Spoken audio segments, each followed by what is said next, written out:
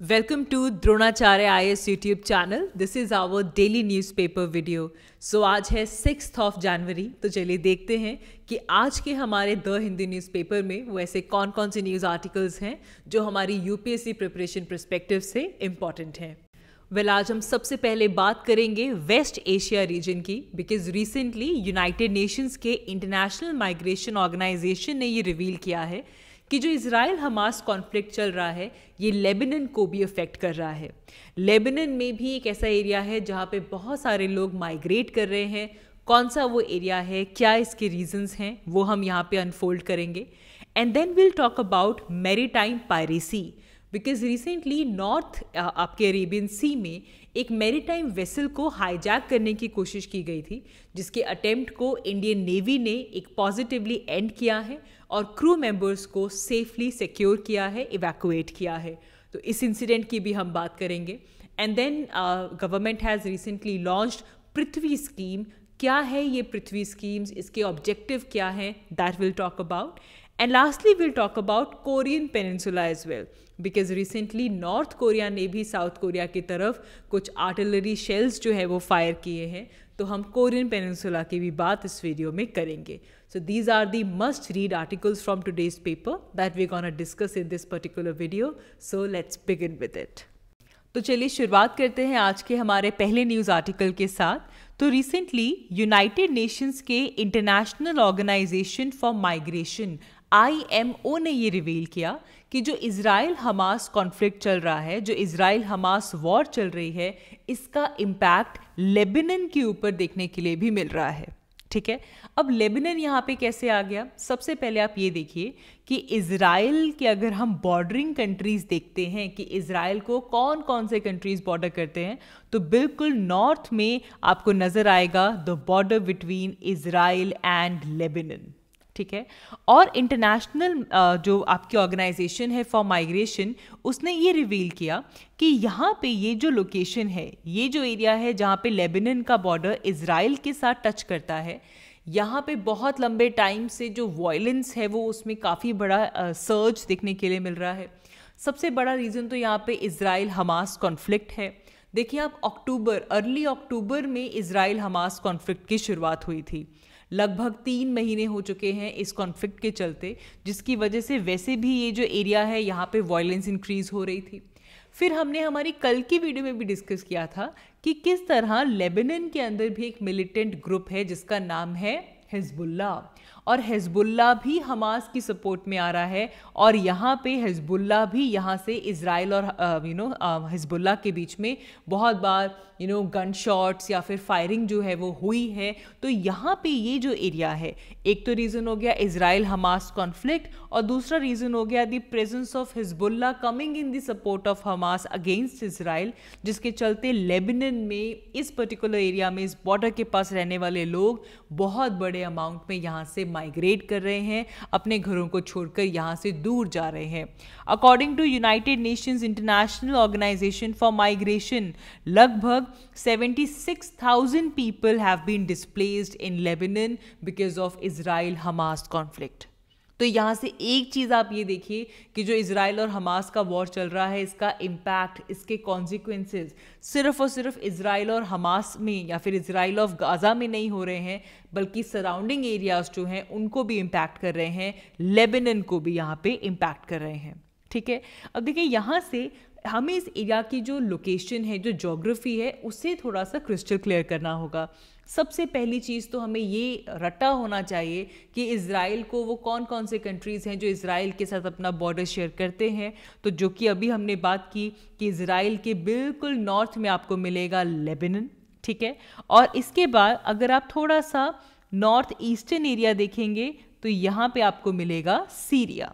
ठीक है, तो बिल्कुल नॉर्थ में लेबनान, और थोड़ा सा उसके ईस्टर्न साइड पे आप देखेंगे दैट देयर इज सीरिया, हमारा सीरिया के साथ बॉर्डर है इज़राइल का. And then you will see कि ये काफ़ी बड़ा बॉर्डर इज़राइल का जॉर्डन के साथ भी है. ठीक है, huge border with Jordan as well. And then you will see कि अगर आप थोड़े से वेस्टर्न साइड पे आएंगे तो यहाँ पे आ जाता है इजिप्ट. ठीक है, तो कौन कौन सी कंट्रीज हो गए? Lebanon, Syria, Jordan, Egypt. Okay, Lebanon, Syria, Jordan and Egypt. अच्छा, इसी के साथ साथ आप देखिए यहाँ पे 2 इंपॉर्टेंट वाटर बॉडीज़ हैं। वो कौन सी? सबसे पहले आप इसके वेस्ट में यहाँ पे देखिए, दिस इज़ योर मेडिट्रेनियन सी। ये है मेडिट्रेनियन सी। इजराइल अपना बॉर्डर किसके साथ शेयर करता है? कौन सी वाटर बॉडी को टच करता है? कौन से बड़े सी को टच करता है? Answer is Mediterranean sea. Okay, लेकिन इसी के साथ साथ जिसके ऊपर स्पेशल फोकस आपने देना है, that is this particular water body. ये देख रहे हैं आप यहाँ पे, this water body is called as Gulf of Aqaba. और गल्फ ऑफ अकाबा को भी कौन टच करता है? इजराइल टच करता है। ठीक है। अच्छा, एक चीज़ बहुत बार पूछ ली जाती है, that is related to Jordan.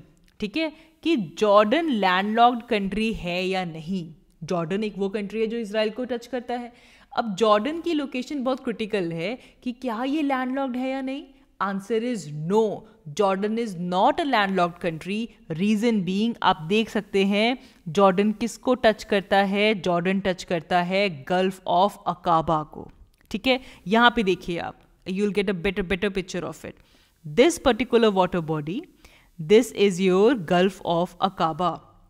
इसे एक तरफ से टच करता है इजिप्ट, यहाँ पे आ गया आपका इजराइल, और ये जो छोटा सा एरिया है यहाँ पे है हमारा जॉर्डन, एंड अगेन यहाँ पे है सऊदी अरेबिया। ठीक है, सो सब कुछ अगर हम यहाँ पे भूल जाएं, बाकी सब इजीली याद हो जाता है कि हाँ, इजिप्ट और सऊदी अरेबिया याद रखना आसान है।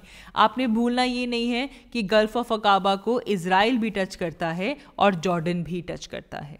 ठीक है, गल्फ ऑफ अकाबा इंपॉर्टेंट क्यों है? आप जब रेड सी देखते हैं तो रेड सी के आगे जाकर कुछ इस तरीके से बाइफर्केशन है। This particular water body is gulf of Aqaba, और इसके वेस्ट में है gulf of Suez. So this is your gulf of Suez. ठीक है, और यहाँ पे है हमारी गल्फ ऑफ अकाबा, और यहाँ से शुरू हो जाती है रेड सी। ठीक है जी, तो ये लोकेशन इस पर्टिकुलर एरिया की बहुत ज़्यादा इंपॉर्टेंट है। वैसे भी ये एरिया हमने कल भी डिस्कस किया था, is in lot of news right now. और इसीलिए आप देखो कि इजिप्ट का ये जो हिस्सा है इसे सिनाई पेनिनसुला कहते हैं। क्यों? पेनिनसुला क्या होता है? कोई भी ऐसा लैंड जिसके 3 साइड्स पे वाटर हो उसे आप पेनिनसुला कहते हैं। तो ये जो इजिप्ट का सिनाई पेनिनसुला है, इसके एक तरफ है गल्फ ऑफ सुएज, एक तरफ है गल्फ ऑफ अकाबा, और एक तरफ है रेड सी, और इसीलिए आप इसे पेनिनसुला कहते हैं। फाइन, सो यहाँ की लोकेशन बहुत इंपॉर्टेंट है आपके लिए। ये देखिए, Gulf of Suez, Gulf of Aqaba, this is your Red Sea. फिर यहाँ पे आती है आपकी स्ट्रेट ऑफ बाब अल मंदेब, और फिर आती है गल्फ ऑफ एडन। देखो, आज के ही पेपर में हम इस गल्फ ऑफ एडन की भी बात करेंगे। ठीक है, in next news article we gonna talk about this particular area. Fine. अच्छा, फिर ये देखिए आप, यहाँ पे आप सऊदी अरेबिया और ईरान वाली साइड अगर आ जाएं तो यहाँ पे आपको मिलती है पर्शियन गल्फ, यहाँ पे है गल्फ ऑफ ओमान, और इनके बीच में एक स्ट्रेट है जिसे हम कहते हैं स्ट्रेट ऑफ हॉर्मूज। ठीक है, तो स्ट्रेट ऑफ हॉर्मूज यहाँ पे है पर्शियन गल्फ और गल्फ ऑफ ओमान के बीच में, और स्ट्रेट ऑफ बाब अल मंदेब यहाँ पे है between Red Sea and Gulf of Aden. और ये 2 वाटर बॉडीज़ को आपने डिटेल में देख लिया। एक तरफ है गल्फ ऑफ अकाबा जिसको इजिप्ट, इजराइल, जॉर्डन और सऊदी अरेबिया टच करते हैं, और एक तरफ आ गई आपकी गल्फ ऑफ सुएज जिसके दोनों तरफ कौन है? इजिप्ट है। And then comes your Red Sea, Strait of Bab al Mandeb and Gulf of Aden. आगे बढ़ते हैं, बात करते हैं एक रीसेंट मैरीटाइम इंसिडेंट के बारे में। तो हमारा जो नॉर्थ अरेबियन सी है, वहाँ पे एक मर्चेंट वेसल लीला नॉरफोक को हाईजैक करने की कोशिश की गई। ठीक है, एंड जिसके रिस्पॉन्स में इंडियन नेवी के जो मेरीन कमांडोज हैं, मार्कोज हैं, उन्होंने इस अटेम्प्ट को पॉजिटिवली एंड किया। हाईजैकिंग का जो अटेम्प्ट पायरेट्स ने किया था उसे पॉजिटिवली एंड करने में इंडियन नेवी के जो मार्कोज हैं, मेरीटाइम कमांडोज हैं, वो सक्सेसफुल रहे, और इंडियन नेवी ने सेफली इस लीला नॉरफेक मर्चेंट वेसल में जो 21 क्रू मेंबर्स थे उनको सिक्योरली और सेफली इवैक्यूएट भी किया। ठीक है, अब देखिए कि अगर हम दिसंबर मंथ से ही अगर हम देखें तो इंडिया कम से कम 3 ऐसी डिस्ट्रेस कॉल्स में इन्वेड जा चुका है हेल्प करने के लिए, जहाँ पे शिप्स को हाईजैक करने की या पायरेसी का जो अटेम्प्ट था जहाँ यहाँ पे किया गया। एक बार दिसंबर 14 के अराउंड जो माल्टा फ्लैग्ड वेसल था उसके ऊपर ये कोशिश किया गया। फिर then there was a maritime vessel Chem Pluto, उसके ऊपर ये अटेम्प्ट किया गया। फिर अभी रिसेंटली 23 दिसंबर के आसपास गैबॉन फ्लैग एक क्रूड ऑयल टैंकर था, उसके ऊपर अटेम्प्ट किया गया जिसका नाम था Sai Baba. And now you see another vessel Lila Norfolk जो मर्चेंट वेसल थी, इसके ऊपर हाईजैकिंग का अटेम्प्ट किया गया। तो यहाँ से आप देखें कि जो मैरीटाइम पायरेसी का जो इशू है ये काफ़ी ज़्यादा हमारे लिए इम्पॉर्टेंट हो जाता है। ठीक है, हाईजैक करने की कोशिश की गई है। अब इसे लेकर सबसे पहले समझते हैं कि ये मैरीटाइम पायरेसी होती क्या है। तो हमारे पास एक बड़ी अच्छी हमारे पास डेफिनेशन है जो कि United Nations Convention on Law of Sea 1982 ने प्रॉपरली डिफाइन किया है कि वो ऐसा कौन सा एक्ट है जिसे हम पायरेसी कहेंगे। ठीक है, United Nations Convention on Law of Sea, इसका आर्टिकल है 101 जो कि पायरेसी क्या है इसके एक्ट को डिफाइन करता है। तो कोई भी ऐसा एक्ट जिसमें वायलेंस है या फिर डिटेंशन करने की कोशिश की गई है या फिर किसी भी शिप की डिप्रेडेशन करने की कोशिश की गई है हाई सीज के अंदर, वो एरियाज जो कि किसी भी स्टेट के ज्यूरिसडिक्शन के बाहर हैं, वहाँ पे वायलेंस, डिटेंशन, डिप्रेडेशन, इन सभी एक्ट्स को पायरेसी कहा जाता है। ये एक्ट्स क्यों किए जाते हैं, क्यों पायरेसी की जाती है, क्यों हाईजैक करने की कोशिश की जाती है? यहाँ पे मेन अटेंट होता है कि पर्सनल गेन हो जाए कोई। ठीक है, शिप में कोई सामान है उसे सीज कर लिया जाए, उसके कार्गो को ले लिया जाए या फिर पैसेंजर्स और क्रू को किडनैप किया जाए। तो पर्सनल गेन्स के लिए इस तरह के जो एक्ट्स हैं वो किए जाते हैं बाय द पायरेट्स, एंड एक बहुत ही सीरियस मैरीटाइम क्राइम है। इसे लेकर आपके पास बहुत सारे इंटरनेशनल लॉज और कन्वेंशंस बने हुए हैं। अगर हम देखें वर्ल्ड वाइड तो there are so many areas जहाँ पे पायरेसी बहुत एक्टिव है। ये ज़्यादातर जो आपके मेजर बिजिएस्ट शिपिंग रूट्स होते हैं वहाँ पे जो कहीं पे भी कोई चेक पॉइंट अगर आता है, कहीं पे भी कोई नैरोइंग डाउन होती है तो अक्सर वहाँ पे पायरेसी एक्टिविटी काफ़ी ज़्यादा हो जाती है। जैसे कि आपका रेड सी एरिया हो गया, रेड सी में सोमालिया वाला जो पार्ट है, जो आपका हॉर्न ऑफ अफ्रीका है, यहाँ पे काफ़ी ज़्यादा पायरेसी होती है। देन आपका north western Africa, gulf of Guinea, ठीक है, Indian ocean, south east Asia, जो भी बिजिएस्ट सी रूट्स हैं वहाँ पे पायरेसी या फिर आर्म्ड रॉबरी की जो कोशिशें हैं वो की जाती हैं।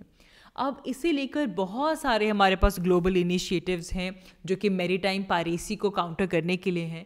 सबसे पहले तो आपको यूएन क्लॉज या फिर United Nations Convention on Law of Sea के बारे में पता होना चाहिए, क्योंकि इन्होंने स्पेसिफिकली पायरेसी से कॉम्बैट करने के लिए लीगल फ्रेमवर्क जो है वो आउटलाइन किया है। The idea of United Nations Convention on Law of Sea, is to have cooperation when it comes to piracy or robbery at the sea. ठीक है, तो सबसे पहले तो आपको यूएन क्लॉज के बारे में पता होना चाहिए। फिर अभी देखो रिसेंटली हमने डिस्कस किया था operation prosperity guardian, I hope आपको याद होगा। ऑपरेशन प्रॉस्पेरिटी गार्डियन यूएस ने इनिशिएट किया था। ये एक मल्टीनेशनल सिक्योरिटी इनिशिएटिव है जो रेड सी के अंदर रिसेंटली हूथी रेबल्स जो वेसल्स के ऊपर अटैक कर रहे थे और रेड सी क्राइसिस हो गया था, वेसल्स के ऊपर अटैक हो रहे थे, इसके अगेंस्ट यूएस ने ऑपरेशन प्रॉस्पेरिटी गार्डियन जो है वो इनिशिएट किया था। तो ये भी एक ऐसा इस एरिया के अंदर अटेम्प्ट है। Then there is again combined maritime forces. देखो इसके बारे में आपको पता होना चाहिए। Combined maritime forces CMF basically एक मल्टीनेशनल नेवल पार्टनरशिप है जिसका प्राइमरी फोकस क्या है कि जो हमारा मैरीटाइम एनवायरनमेंट है उसे सिक्योर बनाया जा सके, पायरेसी को प्रिवेंट करो, इससे लेकर रीजनल कोऑपरेशन जो कंट्रीज़ हैं उनके बीच में कोऑपरेशन को बढ़ाया जाए जिससे कि एक सिक्योर मैरीटाइम एनवायरनमेंट जो है वो क्रिएट हो सके। इसके 39 मेंबर जो हैं कंट्रीज़ इसके मेंबर हैं। इम्पॉर्टेंट बात यह है कि इंडिया भी इसका एक मेंबर कंट्री है, तो ये बात याद रखेंगे, कंबाइंड मैरीटाइम फोर्सेस में इंडिया भी एक मेंबर कंट्री है। ठीक है जी। And then there is one more convention which is Convention for Suppression of Unlawful Acts Against the Safety of Navigation. Maritime safety के लिए ये कन्वेंशन आई है। अगैन ये एक मल्टीलेटरल ट्रीटी है जिसमें कि सेम चीज़ है कि शिप्स के अगेंस्ट अनलॉफुल एक्ट्स जो हैं उन्हें रोका जाए और उसके लिए प्रॉपर एक्शंस लिए जाए। ठीक है, ये कुछ ग्लोबल इनिशिएटिव्स हैं। देन इंडिया के भी बहुत सारे इनिशिएटिव्स हैं। इंडिया की सागर पॉलिसी आ जाती है। ठीक है। सागर पॉलिसी में बेसिकली हमारा मेन विजन क्या है कि हमारा जो इंडियन ओशन रीजन है उसे सिक्योरिटी और ग्रोथ को प्रमोट किया जाए। इसका फुल फॉर्म ही है security and growth for all in the region, जिसमें हम इस पर्टिकुलर इंडियन ओशन में मैरीटाइम सिक्योरिटी, मैरीटाइम कॉमन्स और ऑपरेशंस के ऊपर ध्यान देते हैं। तो SAGAR is very important in this area. फिर हम यूएन क्लॉज को सपोर्ट करते हैं, ठीक है। We have given our support to all the laws of seas, ठीक है। International fusion centre, Indian ocean rim association, there are so many initiatives जिसके थ्रू इंडिया मैरीटाइम पायरेसी को लेकर अपने इनिशिएटिव्स चलाता है। अब आप यहाँ पे भी देखो कि हमारी जो डिस्ट्रॉयर है INS चेन्नई, वो गई है इस पर्टिकुलर मेरीन वेसल की सपोर्ट के लिए। इन्होंने स्ट्रिक्ट वार्निंग्स दिए थे to the pirates on the ship कि वो कुछ भी वो ना करें और जल्दी से जल्दी जो हाईजैकिंग का अटेम्प्ट है उसे ख़त्म करें। आगे बढ़ते हैं। नेक्स्ट हम बात करेंगे पृथ्वी प्रोग्राम के बारे में। तो recently prime minister Narendra Modi has launched Prithvi Vigyan scheme और पृथ्वी प्रोग्राम, ठीक है। मिनिस्ट्री ऑफ अर्थ साइंसेज के अंडर ये कॉम्प्रिहेंसिव स्कीम को लॉन्च किया गया है। So it is very important for us to understand what is this Prithvi programme और पृथ्वी स्कीम। देखिए, इसे काफ़ी बड़ा बजट भी दिया गया है। कुछ 4797 करोड़ का जो बजट है इस प्रोग्राम को दिया गया है। और इस प्रोग्राम का जो टाइम स्पैन दिया गया है दैट इज़ फ्रॉम 2021 टू 2026, ठीक है। ये कह लीजिए कि हमारी अर्थ साइंसेस की स्टडी में अर्थ साइंसेस को अंडरस्टैंड करने के लिए एक न्यू एरा एस्टैब्लिश होगा, बिकॉज यहाँ पे हमारे डिफरेंट जो अर्थ सिस्टम्स हैं उनकी स्टडी, उनकी इंटरैक्शंस को यहाँ पे मेन रखा गया है, मेन गोल रखा गया है। यहाँ पे हमारे जो अर्थ का एटमॉस्फेयर है, हमारे ओशंस, हमारा जियोस्फेयर, हमारा क्रायोस्फेयर, हमारी सॉलिड अर्थ, इन सब को कंटिन्यूसली मॉनिटर किया जाएगा। इन सब की कंटिन्यूसली लॉन्ग टर्म ऑब्जर्वेशन की जाएगी।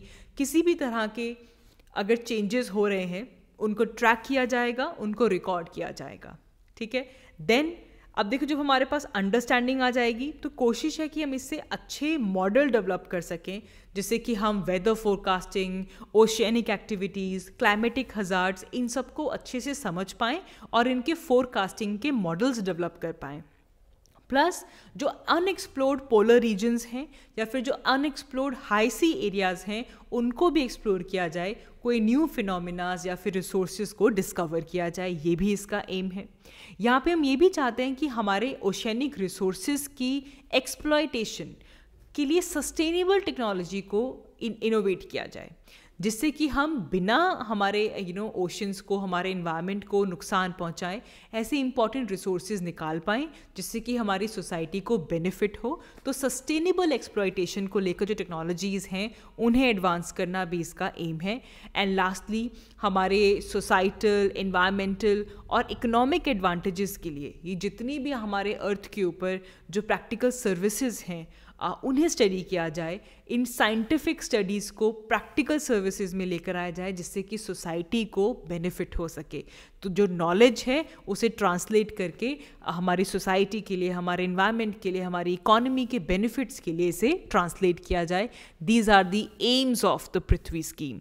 और इसमें मिनिस्ट्री ऑफ अर्थ साइंसेज एक बहुत इंपॉर्टेंट रोल प्ले करने वाली है, बिकॉज इस तरह का ये जो इनिशिएटिव है जिसमें कि साइंटिफिक नॉलेज को हम सोसाइटी के लिए यूज़ करना चाहते हैं, so the Ministry of Earth Sciences is gonna play a very important role in this. चाहे वो वेदर फोरकास्टिंग हो, वार्निंग्स हो, नेचुरल डिज़ास्टर्स जैसे कि कहीं साइक्लोन आ रहा है, कहीं पे कोई फ्लड है या सुनामी आने वाली है, इसे लेकर अच्छे से अलर्ट्स हों, earthquake monitoring and so on.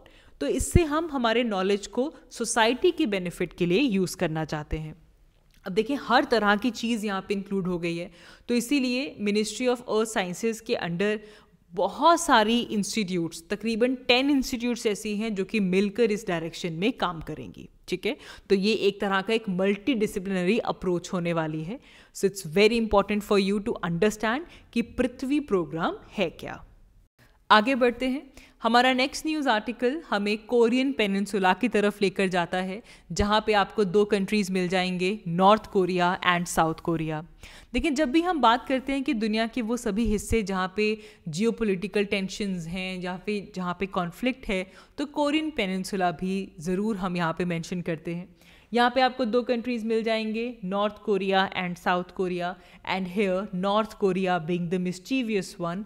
North Korea ने अब रिसेंटली साउथ कोरिया के बॉर्डर के पास आर्टिलरी शेल्स जो हैं वो फायर किए हैं, ठीक है, and they are kind of prompting a live fire drill from North Korea towards the border of the South Korea, ठीक है। तो जिसके चलते ये एरिया जो है वो दोबारा न्यूज़ में आया है, कोरियन पेनिनसुला। देखिए, हम मोस्टली यही न्यूज़ देखते हैं कि कभी नॉर्थ कोरिया ने कोई मिसाइल टेस्ट कर दिया, अब आप देखो कि कोई आर्टिलरी शेल्स यहाँ पे फायर कर दी, लाइव फायर ड्रिल इसके बॉर्डर के पास कर दी, कुछ इस तरीके का हम हमेशा ही न्यूज़ देखते रहते हैं। देखो, ये जो कॉन्फ्लिक्ट है ना कोरियन पेनिनसुला में, ये इसके रूट्स लाई करते हैं जब कोरिया को जापान ऑक्यूपाई करता है अराउंड 1910 एंड 1945, ठीक है। यहाँ पे जो कोरियन पेनिनसुला है इसको जापान ऑक्यूपाई कर लेता है। फिर जब सेकेंड वर्ल्ड वॉर आती है, एज यू ऑल नो, कि वहाँ पे जापान डिफीट हो जाता है और अलाइड फोर्सेस ये एग्री करती हैं कि यहाँ पे एक 4 पावर ट्रस्टीशिप बनाई जाए कोरिया के ऊपर, ठीक है। एक याल्टा कॉन्फ्रेंस होती है जिसमें ये कहा जाता है कि ओके, यहाँ पे हम एक 4 पावर ट्रस्टीशिप बनाएंगे, ठीक है। हाउएवर इसके बाद जो यूएसएसआर था, union of Soviet socialist Republic, USSR Korea को इन्वेड करता है और उसका ये जो नदरन मोस्ट एरिया है उसे अपने कंट्रोल में ले लेता है। तो ये जो नदरन एरिया है इसे कौन कंट्रोल में ले लेता है? यूएसएसआर। जबकि जो सदर्न एरिया है वो रेस्ट ऑफ द अलाइज, जिसमें मेनली यूएसए था, इसके कंट्रोल में रहता है। तभी से इन दोनों के बीच में जो डिवीजन है, इन दोनों रीजन्स के बीच में जो डिवीजन है वो 38th पैरेलल के थ्रू की जाती है कि 38th पैरेलल के नॉर्थ में जो एरिया है दैट इज़ नॉर्थ कोरिया, जिसको यूएसएसआर ने अपने कब्जे में लिया था, और 38th पैरेलल के साउथ में जो एरिया है दैट इज़ साउथ कोरिया, जहाँ पे रेस्ट ऑफ द अलाइज थे, मेनली जहाँ पे यूएसए का कंट्रोल था। ये 38th पैरेलल आज भी नॉर्थ कोरिया और साउथ कोरिया को डिवाइड करता है, ठीक है। फिर क्या होता है, 1948 में जो साउथ कोरिया है, Republic of Korea, and North Korea, जिसका फुल फॉर्म है Democratic People's Republic of Korea, ये इनकी फॉर्मेशन होती है, इनकी इस्टेब्लिशमेंट होती है। दोनों के बीच में कोशिशें होती हैं कि जो टेरिटोरियल या फिर जो आइडियोलॉजिकल जो डिफरेंसेस थे उनको हटाकर यहाँ पे इमर्जेंस किया जाए और दो अलग अलग कंट्रीज़ हमारे पास आते हैं। लेकिन अगैन फिर यहाँ पे कोरियन वॉर्स होती हैं एंड चलते चलाते जो डिफरेंसेस हैं वो दोनों के बीच में रिजॉल्व नहीं होते, ठीक है। नॉर्थ कोरिया अटैक कर देता है साउथ कोरिया के ऊपर एंड काफ़ी बड़ा एरिया जो है उसे ऑक्यूपाई करने की कोशिश करता है, और तब से ही यहाँ पे जो कॉन्फ्लिक्ट है वो चलता आ रहा है। तो ये एक कह लीजिए कि कहानी के फॉर्म में हम समझने की कोशिश कर रहे थे कि यहाँ पे क्या कॉन्फ्लिक्ट है, ठीक है। 38th पैरेलल नॉर्थ कोरिया और साउथ कोरिया को एक दूसरे से सेपरेट करता है। So that is all for this video. आज की इस वीडियो के लिए इतना ही। Thank you so much for watching. I will see you all in my next one. Thank you.